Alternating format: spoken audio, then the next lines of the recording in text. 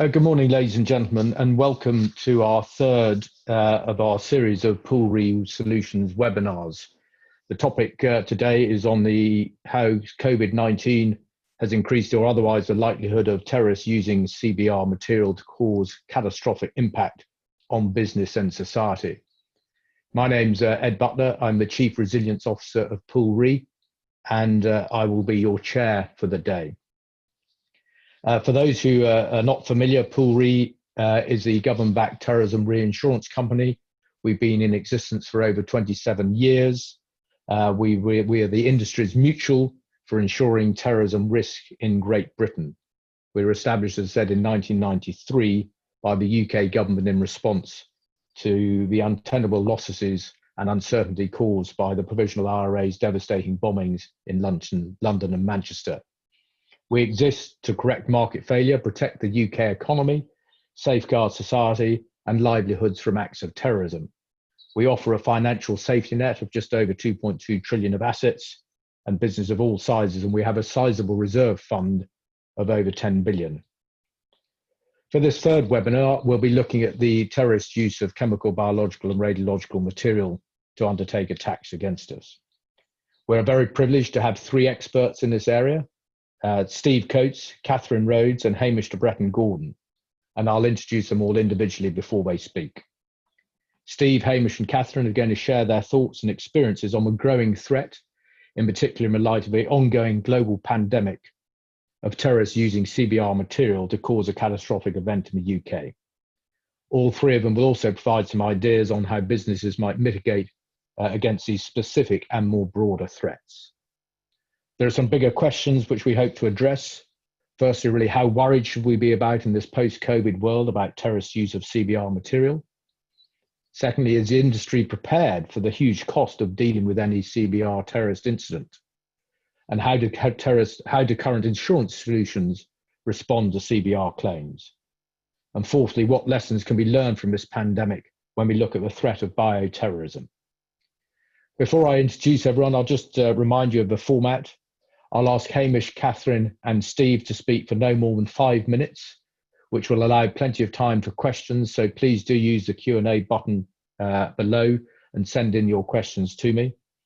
And then we'll have 25 minutes of question and answers. We want to have it as interactive as possible, as we find that's the best way of getting the message over. The webinar will finish at 11:45. So to start us off, I'm delighted to welcome Hamish to Bretton-Gordon. Hamish is a world-leading expert in chemical and biological weapons. He's also a director of the NGO Doctors Under Fire and an advisor to the Syrian Medical charity UOSSM. Hamish is a commissioned reserve officer in the Army's engineering logistics staff and is also a senior advisor to the MOD on CBRN matters. He takes up the position of Distinguished Visiting Fellow at Magdalen College, Cambridge, in January next year. And he's just published his own memoir, Chemical Warrior, and that was published on the 3rd of September. Hamish, a very warm welcome to you.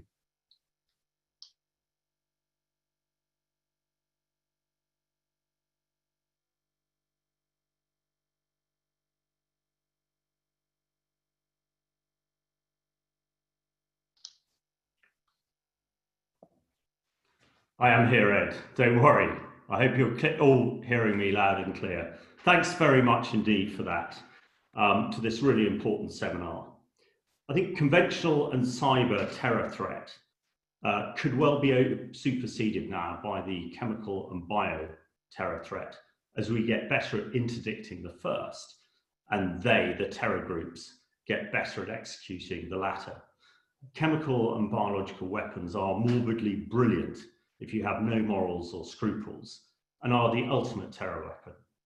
They have, after all, in my opinion, kept Assad in power in Syria. The Obama Red Line dismissal gave free rein to every dictator, despot, rogue state, and terror group to use them with impunity. For terror, I think, most likely toxic industrial chemicals rather than chemical warfare agents. Although ISIS did make some poor grade mustard agent in Iraq, which I'll come back to, and nerve agents are particularly difficult to make And we saw that with Aram Shuko in Japan back in 1996. The use in Syria, the use by ISIS in Iraq, and the Salisbury attack have demonstrated their utility. Most are cheap and easy and effective to use. It took 18 months to clear up Salisbury after the Novichok attack there. I did a study 2 years ago with the Department of Homeland Security in the US. We looked at 200 most likely CBR events that could attack the mainland. I won't go into great details, but the most likely one was using drones with some toxic material like chlorine. We did a similar study with the New York Mayor's Office and London Resilience into toxic chemical attacks on the subway and underground. The actual toxic chemical killed few people, the panic many, and the business interruption was absolutely massive. I don't want to steal any of Catherine's sandwiches, but the COVID-19 pandemic, again, has been a great neon light, I think, to terrorists of the potential of using some sort of pathogen. And perhaps we can come back to that in questions. I'd just like to look at 3 areas that I think that we should consider for the likely terror use. The first port of call is readily available toxic industrial chemicals: chlorine, cyanide, hydrogen sulfide, and ammonium nitrate. Now, chlorine has been used very effectively in Iraq and Syria by the Syrian regime and by terror groups. Cyanide was favored by Al-Qaeda and is still something that we need to be concerned of. And hydrogen sulfide, the Jihadis tried to take it onto an Etihad jet in Sydney a few years ago, which could have brought the jet down. And that is something we need to consider. Also, targeting large industrial institutions. Some will remember al-Mishraq south of Mosul in 2017, where the Jihadis blew up a massive sulfur factory, killed hundreds, and could have actually killed many more. This is not unique. I'm not saying that the Beirut attack was anything but a dreadful accident, but I have been involved in it with the MOD's response. Ammonium nitrate, every farm in the world has it there. And I've recently learned that there's another store of 3,000 tons of ammonium nitrate in Senegal port. And this is something that we need resilience for. Secondly, homemade chemical warfare agents. I've mentioned mustard. The issue with that, it is relatively straightforward to make and it's very persistent. So any cleanup is going to be a challenge. Although I think nerve agents are difficult. But that then leads me on to the third area we need to consider: the stealing or the obtaining of chemical warfare agents, pathogens, and radiological isotopes. Highly enriched uranium was for sale on the dark web a year or so ago for $40 million a kilo. This sort of stuff is available if you have that sort of money. North Korea has thousands of tons of deadly VX. You know, would they sell it to jihadists for millions of dollars? I think that's possible. And of course, when we look at radiological isotopes, so-called dirty bombs, there is much available in hospitals and oil institutions, although I do not feel that they again get hold of devices such as polonium, which again are exceedingly expensive. The final thing I want to say before I wrap up is I don't think we should discount state use of chemical warfare agents. I'm talking to you from Salisbury, where we saw the Novichok attack 2 years ago. Alex Vernelli has only just come out of a coma after being poisoned with Novichok. And of course, Litvinenko was poisoned with polonium-210. The issue, I think, for all of us here is the cleanup of these issues. I mentioned 18 months in Salisbury. God knows what's happening in Omsk in Russia. But of course, the Litvinenko clear-up was huge too.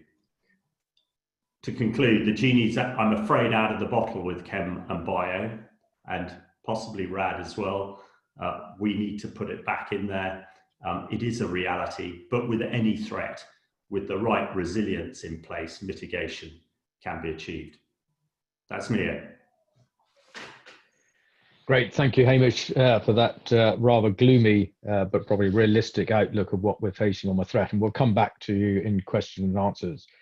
So in response, we've asked Catharine Rhodes to join us on the panel. Catharine is the Executive Director of the Centre for the Study of Existential Risk at the University of Cambridge. She's also Senior Research Associate with the Biosecurity Research Initiative at St Catherine's College. And in the context of addressing global risks, her work broadly focuses on understanding the intersection and combination of risks stemming from technologies and risks stemming from governance, or perhaps the lack of it. Catharine has a particular expertise in international governance of biotechnology, biosecurity, and broader biological risk management issues. So welcome, a very warm welcome to you, Catharine. Thank you, Ed. I'm also not going to specifically address the issue around COVID and its implications within my remarks, because I think that will come up a lot in discussion. What I want to do is give an overview of some of the general reasons for thinking that there is an increasing risk of bioterrorism. Hamish has picked up on some of those, but where I want to start is noting that there are a range of advances in the life sciences that have significant implications for this area, but they are not well understood. Particularly states are not paying enough attention to understanding these risks, or they just lack the capacity to do so. And that's particularly been a problem under the Biological Weapons Convention. So given that there's this limited understanding both of what the risks may be from these developments in science and technology, but also a lack of understanding about the capabilities they may give us for addressing those threats, we think, well, what sort of comments can we make and what can we predict? And the thing to note is that there are definitely some trends, and technological trends that we can point to, and these do raise concerns about the increasing likelihood of biological attacks. So the first one to point to is that there are a range of new capabilities coming on board, and these are particularly linked, for example, to advances in gene synthesis and sequencing technologies and gene editing, which are making advanced biotechnologies much easier to use, much cheaper and more widely accessible. So those, again, they can also contribute to advancing our response and detection capabilities, but it's not clear that that will happen at the same pace. And again, if we're not understanding those properly, we don't know that we are developing things at the right pace. That trend, in turn, is going to expand the range of actors who have these capabilities, so the capabilities for using or misusing biology for destructive purposes. So while currently it may be the case that a substantial biological attack is going to take the resources of a state or a state-sponsored actor, we should not expect that to continue over the longer term, and there are clear indications that it will change. So one example I want to draw attention to is that a few years ago, in 2017, a small research group at a university in Canada were able to synthesize the horsepox virus from mail ordering its components. They did that for about $100,000. Horsepox is an extinct virus. It isn't a major agricultural threat, but this was widely seen as giving a proof of concept that you could do the same with smallpox. So the next thing to point to is the way the scientific advances are providing new targets for biological attacks, and particularly where areas of technology converge. So past biological warfare programs have focused on using pathogens against humans, animals, and plants. Advances in understanding and the ability to manipulate neurological and endocrine systems mean that we have new targets within the human body. But also biology itself is becoming increasingly digitized, and that means it merges with the information sciences, and we have to think about cybersecurity in this context as well. So cyber attack may now be used as a route to having an impact in a biological sense. Particularly, again, this is concern about hacking of gene synthesis companies. Current controls are generally not well suited to these points of convergence between technologies, and it complicates our ability to predict where we will find developments of concern. So for example, the development of a new aerosolization technique for drug delivery may happen entirely in separation from developments that increase our understanding of use of neuropeptides, but when those combine, we have a significantly increased risk of weaponization. Great. So that is where I'll stop in my comments as well. Like I say, I think much more will come out in the discussion. Great, thanks for that, Catharine. And I think interesting that worrying trend you're suggesting about the sort of combining of a CBR threat with a cyber threat. But let's come back to that in Q&A. And for those of you out there, please do post your questions online, and we'll do our very best to answer them all. So last off, we've got Steve Coates. Steve is the Chief Underwriting Officer at Pool Re, and he's responsible for all aspects of underwriting, claims, actuarial modelling, and outwards reinsurance. He's been with the company since 2013, prior to which he's worked in the insurance industry since 1983. And before he joined Pool Re, he was head of UK property and casualty for Allianz. Steve sits on many industry collaboration groups, including on flood and law reform, and is an expert witness on insurance matters. Steve, a very warm welcome to you. Thanks, Ed. So I think there's just three things that I wanted to talk about briefly. Firstly, the challenges of insuring CBR, given they're not perils that are the subject of traditional insurance policies. Secondly, the nature of cover that might be given through people who do give it, like us. And secondly, some of the issues that you face in providing the cover. So just looking at the challenges of insuring CBR, I think that can be summed up by the fact that if you'd have spoken to anybody before COVID-19 about a pandemic, they would have talked to you about it being a mortality event and affecting the life insurance industry. Whereas, as we've seen, the principal effect has been to business and society. Clearly people there have been fatalities, but nowhere near the number of fatalities, for instance, in Spanish flu in 1819. So I think there are, because we don't have an awful amount of data in terms of CBR. They are, perils that are not traditionally modelled by the insurance industry. They're not well understood. A lot of the technology and sort of science is secret. It's in the hands of state actors, and also the sheer volume of agents and pathogens and isotopes that could be used means that the variables around what an attack could look like is just very difficult to start to model and think about. So we don't have much data, we don't have a model, and so picturing what an event could look like, how much would it cost, and how likely is very difficult. And clearly, we at Pool Re, we are making progress on that. We've spent the past 4 or 5 years trying to build a model in collaboration with academia and people like Catharine and Hamish. So we think we're making progress on that front. In terms of the nature of the cover that you give, most property insurance policies used to be fire and a list of perils, as you would all know, and they would list storm and flood and things like that. And then, probably 25 years ago, there was a move towards all risks, but all risk policies exclude things like contamination and radioactive contamination and those sorts of things. So you don't get cover for CBR. So I think trying to get people to understand, well, if you are providing CBR cover, then what are you doing, is quite difficult, because we are still providing cover for damage, which is the same thing as a property does. But it's just that we extend a little beyond where all risk policies stop, i.e. into the world of contamination. And so things like, what is the definition of damage, and which we tend to talk about as involving molecular change, is probably slightly different. But also the notion of, well, it's not just about damage, it's about two important things: cleanup, which is, if something happens, then the first challenge is, how can you clean up the agent or the chemical or the pathogen or the toxic chemical, and that may be the principal head of claim. But in a lot of cases, the agent or the isotope that is used is either very difficult to clean up, or it leaves lasting effects that can't be cleaned up. And so then you're into decontamination, which is much more problematic and also much more costly, and for some agents is very, very difficult and maybe is impossible.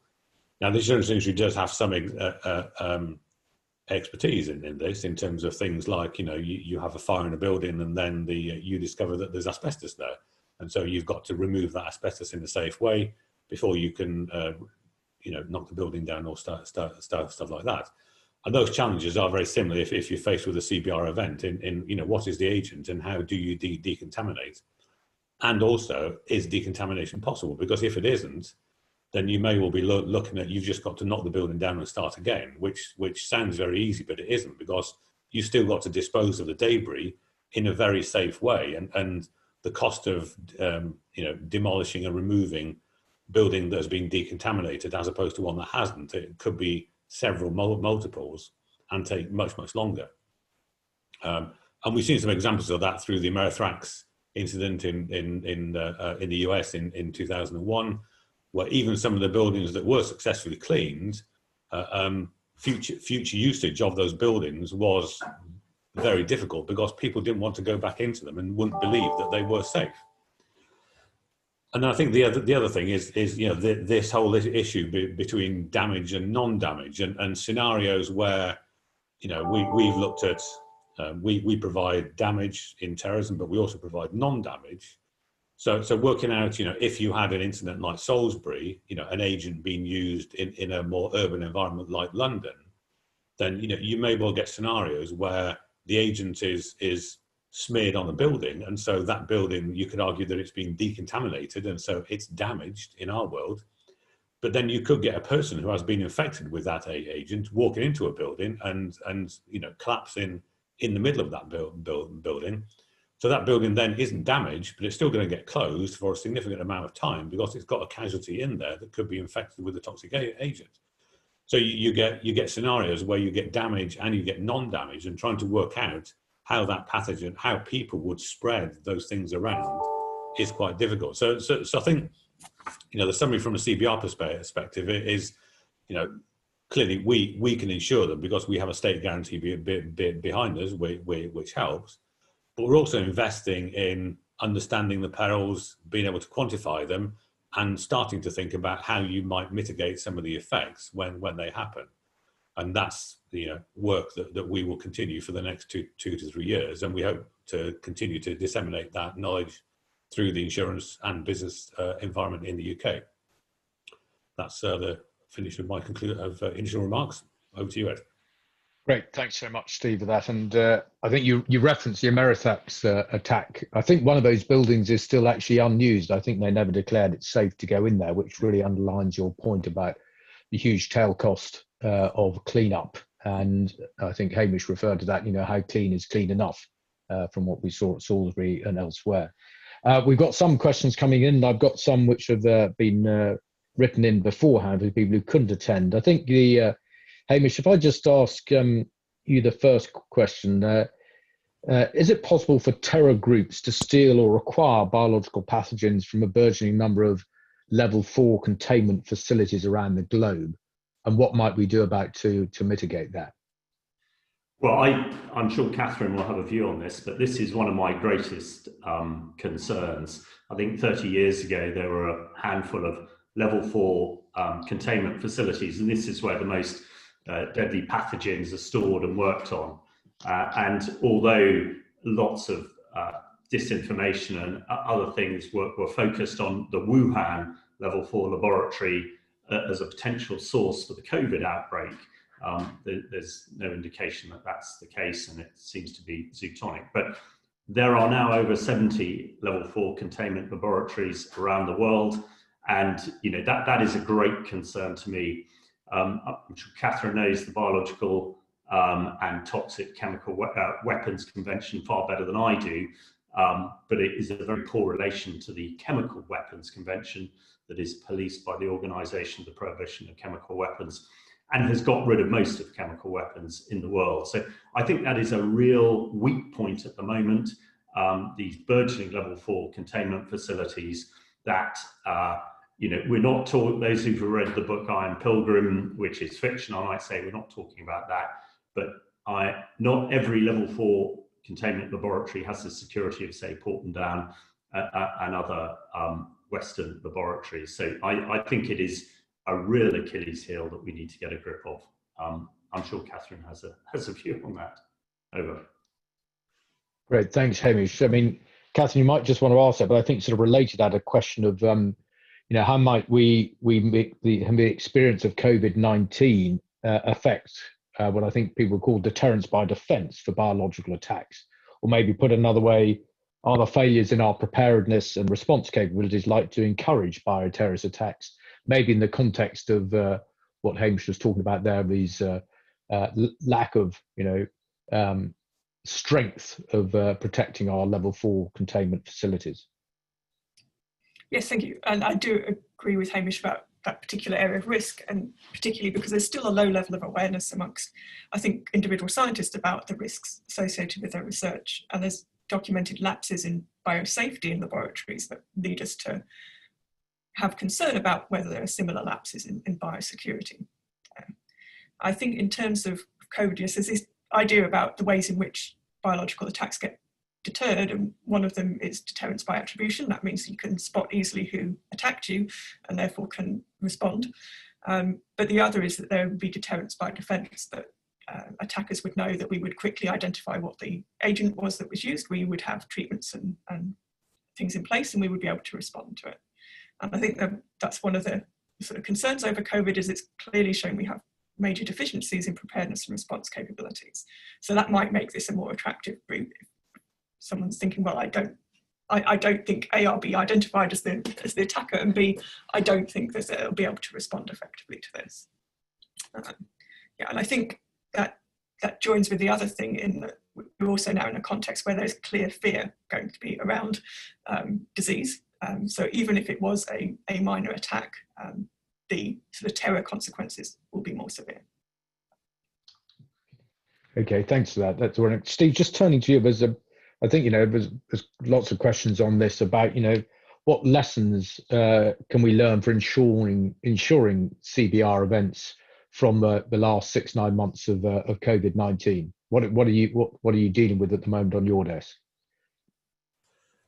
Yeah, I think partly go back to one of the comments from before, that if you'd have talked to anybody about pandemic before COVID-19, they'd have thought that it was going to be a mortality event affecting the life insurance industry, and any pandemic model, most pandemic models were mortality models, whereas in reality it's been a societal and sort of economic event that's affected every country in the world. So I think there's several lessons. One is this notion of perfect correlation was talked about before, where an event can theoretically affect every business in every country in the world, and COVID-19 has demonstrated that can happen. And I think one of the reasons for that is because you've got a two trigger event in the thing that causes the losses is not the actual underlying proximate cause, which is the pandemic. It's the response to the pandemic,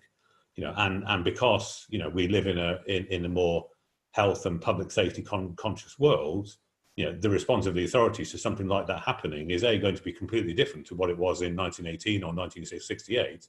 But also the nature of the modern world is such that supply chains and hospitality and those sorts of things are very readily disrupted by somebody saying, you can't do anything, or you've got to stay at home, or we're going to close certain sectors of the economy down. So I think understanding supply chain models and also business continuity models.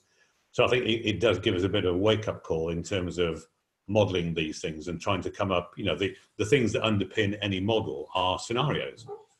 And so using, expertise from, experts like Catharine and Hamish as to, what could an event look like? Not just one event, but what could different types of pandemic event look like? And then playing through, what would happen if this happened? What would the response of the authorities be?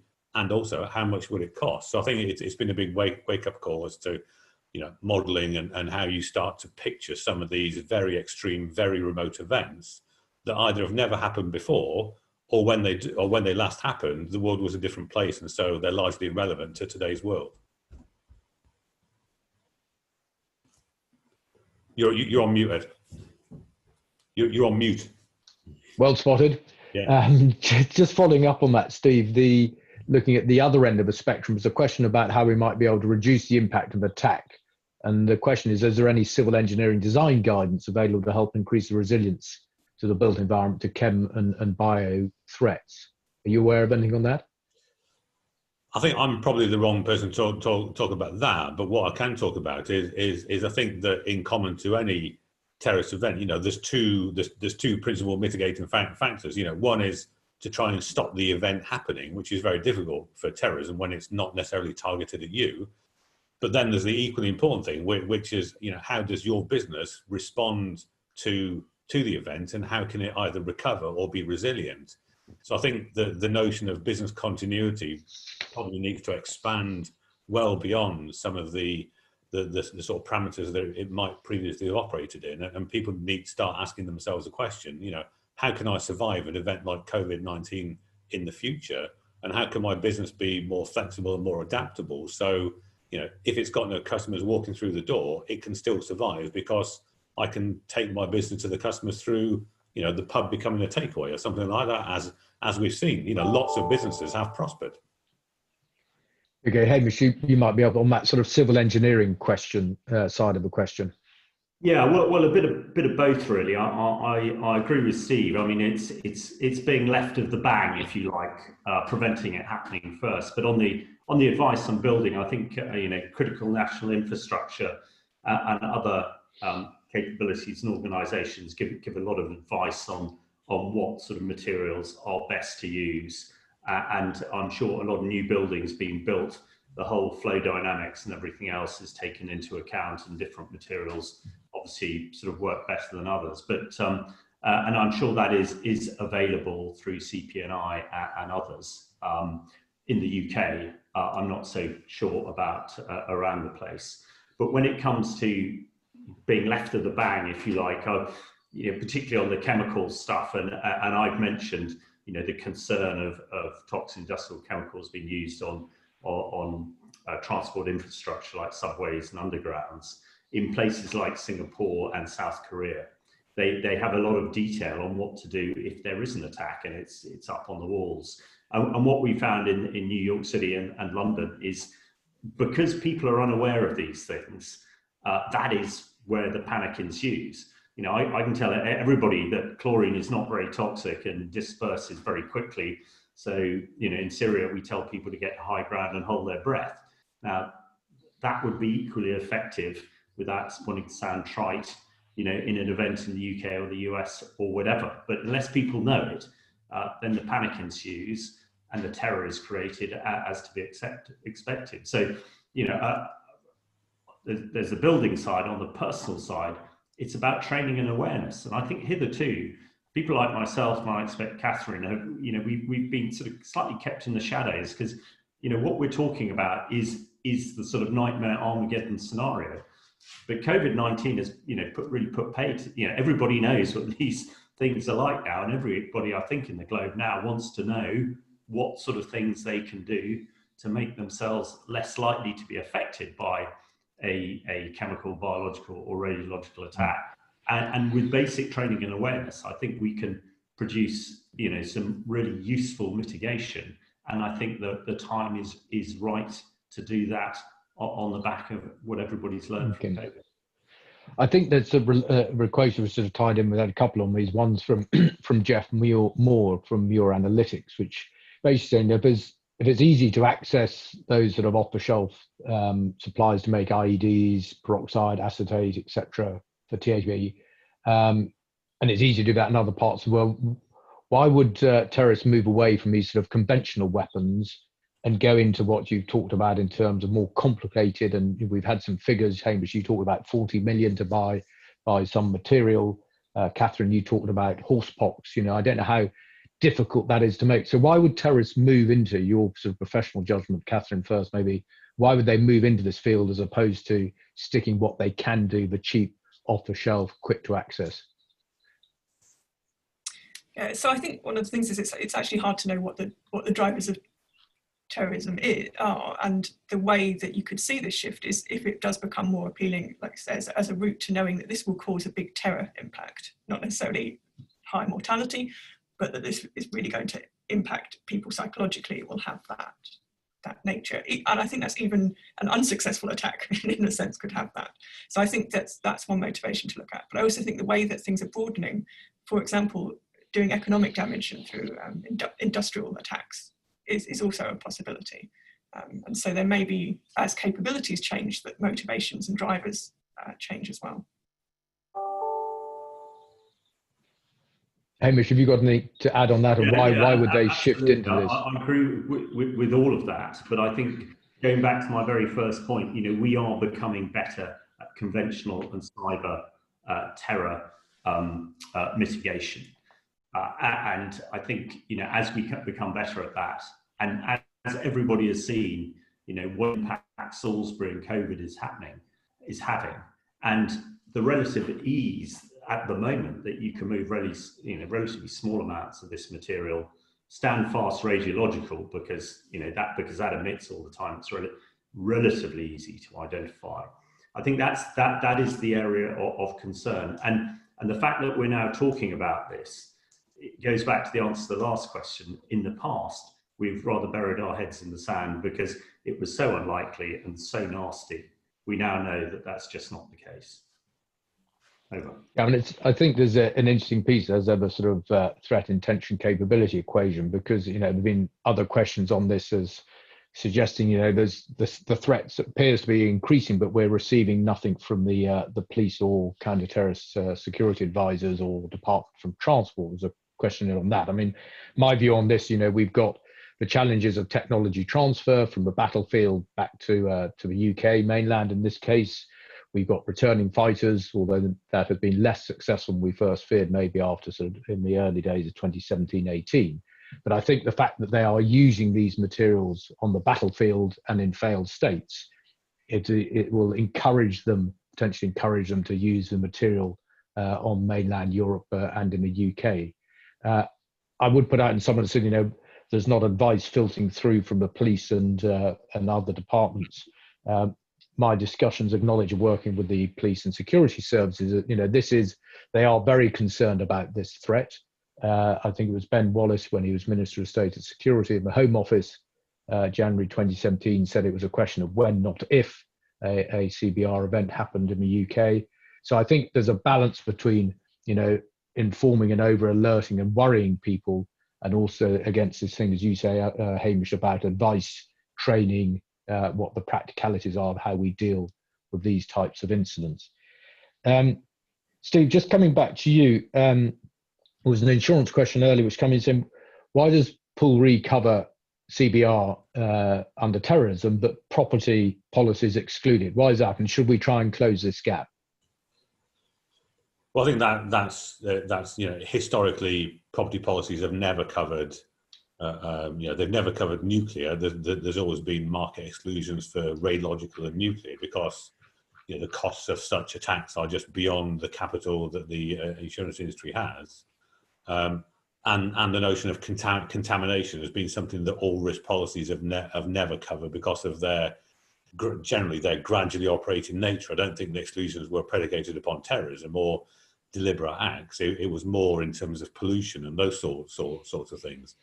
But I think that if you think about CBRN, the likely actors, which you guys can probably talk about better than I can, but I think in 2003 when we expanded our cover, the view was that probably the most likely actor to want to use CBRN materials were terrorist groups. Whether that is still the case and whether there are other nefarious actors out there who might want to use such materials is a question that I think is now starting to be discussed. I want to get to the point of thinking that there are other non-terrorist groups that might deliberately seek to deploy those weapons. Then, as the question says, there is a gap there. Property policies have never covered CBRN, and so there's a question about could maybe some low-level cover be given, and that's really a question for the people who are willing to bet their capital. I mean, the insurance market at the moment is clearly post-COVID and post-Hurricane Laura is hardening significantly. So I think that's a question that would be probably more difficult to answer now than it was two years ago. But it is a gap in insurance policies, yes. Okay, and just going back to an earlier question from Jessica Riley, who asked whether any terrorist organisations operating in the UK currently that are considered capable of a large-scale CBR event, and I emphasise large-scale. I think, Hamish, you suggest it doesn't have to be large-scale. It could be a small amount, as we saw from Salisbury. And I think there's also a linkage here and Hamish and Catharine mentioned this about state-enabled activity. But within the realms of sort of operational security, do we think there's any terrorist organisations in the UK who could currently undertake a large-scale event? If I perhaps pick it up first, I mean, again, we're looking at the jihadi type terrorists at the moment. I think it was very significant that last year that the German security services interdicted jihadis with large amounts of ricin, the toxin ricin. I mean, although it was only 84 milligrams, that was a huge amount. So there are definitely people in mainland Europe around the place. And as you say, you only need a small amount. If you look at the Ameritrax in the US, that was a sort of disgruntled person rather than what would usually be called a terrorist. And I think, again, in a lot of countries, particularly Western countries, the security around scientists and their vetting and everything else is very thorough. I think the concern is perhaps in other places. So apart from the jihadi threat, and we must assume that this is something they would try and achieve if they could, we don't really know of any other groups, I think, that could do this. But I suppose one of the challenges of talking about this, the challenges of everybody being so aware of COVID is, unfortunately, there are people in our society who would do us harm, and they look at these things and realise that not only can they do us harm, but they'll be on the front page of the Times and the 10 o'clock news. Catherine, anything to add from your side on that? And not particularly, I mean, I don't have particular insight into what the security situation in the UK is, but again, I would emphasise in the biological area, it still felt at the moment that it's probably needing the resources of a state to do a very substantial biological attack. And just Hamish coming, sorry, Steve. Is from a non-expert perspective, is I hear people talk regularly about the insider threat, and given 9/11 was all about getting a bunch of people onto planes who could fly planes, isn't it equally possible that insiders who work within the CBR field somewhere, but have terrorist sympathies, and that seems to be one of the most likely things. So I think terrorist groups are very adaptable and creative and innovative. And if you had said to anybody in the UK 5 years ago that the next big attack pathway is going to be people walking down to Enterprise renting a car and driving it up and down a bridge, they'd have said you were mad. But that changed the UK motor industry, because that risk then had to shift into the MIB. And that was a very simple attack methodology, but it was actively promoted globally by ISIS. Very interesting. Just a last call on for you, Hamish, and this is from Stephanie Jarrett. Is there any evidence of right-wing terrorists going down the CBR route or not? I'm not so sure in the UK, but certainly elsewhere they're very much so. I say very much so. There is evidence. I mean, it's not something that one would immediately associate a direct risk with, but I think going back to my point about Ameritrax and other ones, that those who want to do us harm and the rise of the right-wing terror groups is a huge concern. Although conventional weaponry might seem to be their chosen piece at the moment, but as these things get more difficult, we are aware that they are looking at ways to use CBR type devices to affect us. Okay, just one last and very quick answer, Steve, and it may be a yes or no. I mean, clearly in the light of COVID coming back to this, and okay, we only reinsure terrorism, but what steps do you think the government are taking or will take in terms of establishing a pandemic re along the line of pool re? And just a quick answer from you before we start to wrap up. Well, I think that's a discussion that a lot of governments around the world are being asked the question. Pandemic is not insurable in the traditional sense. The numbers are just too big. So if you're going to provide insurance solutions that respond to events like COVID-19, then they have to be backed by governments. And so all governments around the world are being asked the question: will you support such entities? And hopefully we'll see the answers within the next few months. Okay, well, thanks for that. And conscious of trying to finish on time, that concludes our latest webinar. I hope you've enjoyed it. There are still some questions which we didn't answer, which we'll endeavour to answer and get back to you. We'll be publishing this recording online on our website. So we'll be holding our next fourth webinar in October, date to be confirmed, where we'll be discussing PoolRe's approach to risk management and the vulnerability self-assessment tool we've developed. More details, to follow on that. I'd also like to highlight our upcoming live stream event, which is the International Terrorism Pools event. We're doing that virtually this year. We've done it 4 years running in person, but obviously we can't. And that will take place over 3 days from the 13th to 15th of October. We've got some very high-grade speakers from across the globe talking about terrorism reinsurance. And if you would like to join us on that, there's some short sessions on each of those 3 days, but please go on our website. So lastly, it just takes me to thank Catharine Rhodes, Hamish to Bretton-Gordon and Steve Coates for their views and insights on what is clearly an emerging threat of terrorists using CBR material. And I think we'd all recognise that, you know, there's some lessons, dangerous lessons, which can be learnt by those who want to cause us harm from what they're seeing with COVID-19. So on that rather down note, I'd like to thank you for joining us and look forward to seeing you all again at our next event in October. Thank you all very much and stay well. Thank you.